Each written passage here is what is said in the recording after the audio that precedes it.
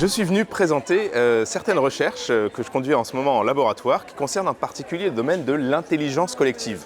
Alors l'intelligence collective, c'est en particulier quand on a une foule d'individus, la foule c'est ma spécialité, mais qu'on va essayer de canaliser leurs réflexions, leurs jugements, leurs opinions, leurs intuitions vers la résolution d'un problème complexe. Alors l'intelligence collective c'est très vaste, il y a énormément de domaines d'application, il y a énormément de mystères encore qui restent à résoudre.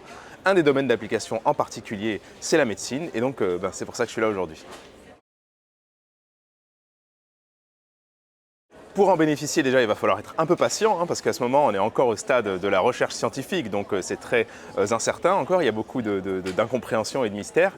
En revanche, on peut imaginer à moyen terme que, on pourrait par exemple agréger les jugements d'un certain nombre de médecins pour réussir à résoudre des problèmes plus complexes, pour réussir à établir des diagnostics plus précis ou pour réussir à tout simplement à faire avancer la médecine dans la bonne direction, mais tous ensemble. Alors pour faire ça, il ne suffit pas juste de s'asseoir autour d'une table. Il existe des méthodes qui sont très précisément définies dans les laboratoires de recherche, des méthodes qui peuvent être un peu sophistiquées et qui vont en fait dépendre de la nature du problème.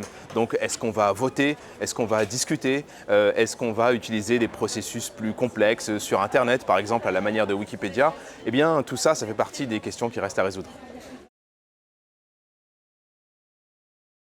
Donc l'intelligence collective, c'est effectivement une réalité, mais ce n'est pas une réalité permanente. Il y a effectivement des cas de figure où on peut observer des bêtises collectives et d'autres fois de l'intelligence collective. Et moi, mon travail en tant que chercheur, c'est de comprendre les conditions qui vont faire basculer un collectif d'un côté ou d'un autre. Et ces conditions, elles peuvent être assez complexes, elles dépendent de l'environnement, de la composition du groupe, et ça fait partie des mystères qui me restent à résoudre.